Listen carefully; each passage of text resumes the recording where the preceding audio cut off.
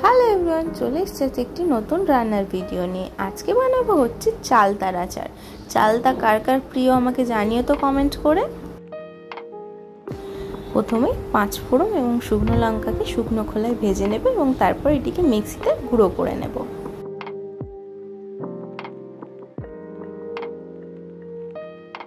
প্রথমে কড়ার মধ্যে সর্ষের তেল দিয়ে নেব এবং সর্ষের তেলটিকে ভালোভাবে গরম করে নিয়ে এর মধ্যে 2টি শুকনো লঙ্কা চিড়ে দিয়ে দেব। তারপরে পরিমাণ মতো 5 ফোড়ন দিয়ে এটিকে ভালোভাবে ভেজে নেব। ভেজে নেওয়ার পরে যে চালতাগুলিকে নুন হলুদ দিয়ে মাখিয়ে রেখেছিলাম সেগুলিকে এর মধ্যে দিয়ে দেব। প্রথমে আমি চালতাগুলিকে ভালোভাবে ধুয়ে সরু সরু করে কেটে রেখেছিলাম, এগুলিকে নুন হলুদ দিয়ে মাখিয়ে রেখেছিলাম, এগুলি এর মধ্যে দিয়ে দিলাম। দিয়ে ভালোভাবে এগুলিকে নেড়ে নেব।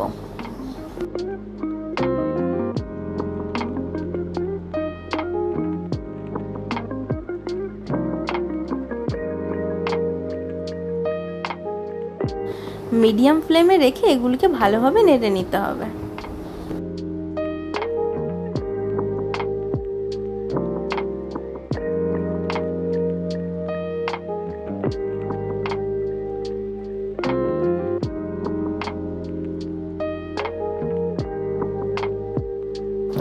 তারপর এতে পরিমাণ মতো চিনি দিয়ে এটিকে আবারও ভালোভাবে নেড়ে নেব।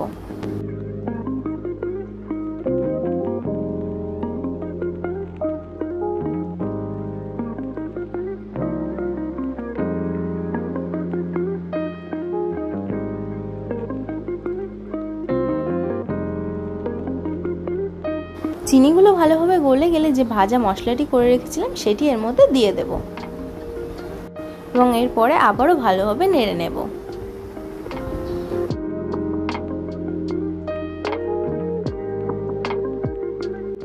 তারপরে আরও 2 মিনিট মিডিয়াম ফ্লেমে এটিকে রান্না করে নেব।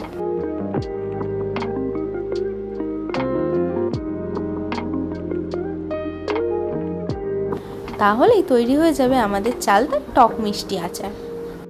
আপনারা চাইলে বাড়িতে এটি খুব সহজেই বানিয়ে নিতে পারবেন। আর এটি কাঁচের জারের মধ্যে রেখে আপনারা 2 থেকে 3 মাস ভালোভাবে সংরক্ষণ করতে পারবেন। ভিডিওটা যদি আপনাদের ভালো লেগে থাকে তাহলে আমার চ্যানেলটিকে সাবস্ক্রাইব করবেন, লাইক, কমেন্ট অ্যান্ড শেয়ার করবেন। টাটা।